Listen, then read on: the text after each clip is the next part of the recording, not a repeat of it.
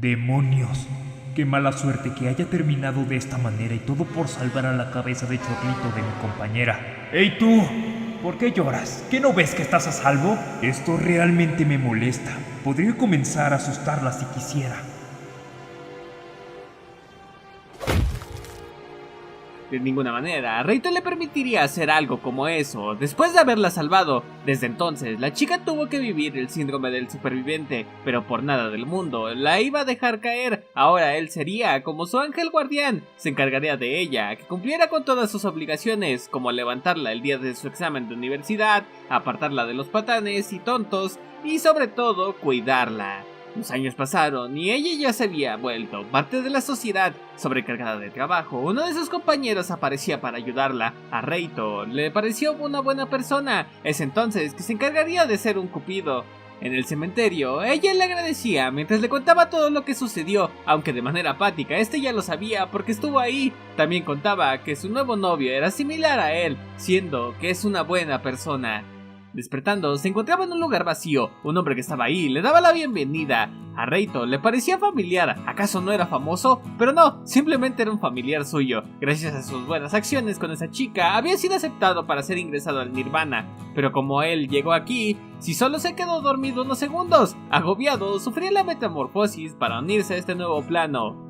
Frente a ellos estaba el servicio de trenes de la vida. Su ancestro le decía que si quería volver al reino de los humanos, tenía que montarse y sobre todo agarrarse muy fuerte para llegar a su destino. Agotado, se daba cuenta que tenía de vuelta sus piernas, pero también estaba de vuelta en el mundo humano y se volvió a encontrar con su compañera. Al parecer, se perdió de muchas cosas en su trayecto, solo que no esperaba algo. La niña estaba feliz porque al parecer había conseguido un nuevo amigo. Como era de esperarse de la niña, creció, pero esta tenía una extraña habilidad, podía ver fantasmas. Cada vez que aparecían aquellas siluetas para molestarla, él aparecía para patearlas. Nunca entendió o qué quería, pero siempre estuvo ahí para ella. Llegando a su apartamento, la niña estaba exhausta. De repente, una patada la tiraba al suelo. Confundida, no entendía por qué había hecho esto, pero en su defensa, otro espíritu se le había pegado. Ella había comenzado a hablar con él desde hace un tiempo. Él mismo se hacía llamar como un espíritu malvado o algo así, pero la verdad es que lo único de malo que tenía era su hábito de agarrar a patadas a todo.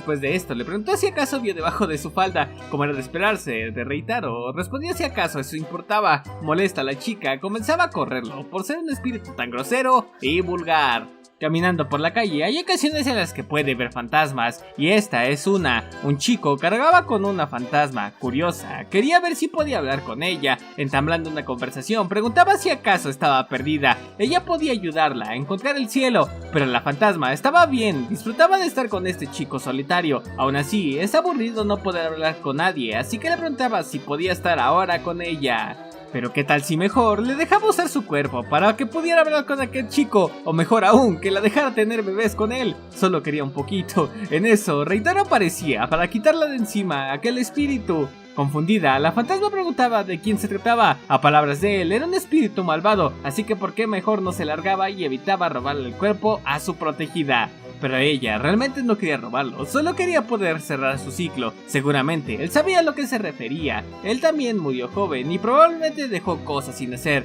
Y después de muchos años de búsqueda, pudo encontrar su enamorado para poder cerrar su ciclo. Ahora, con la ayuda de la niña, podía terminar.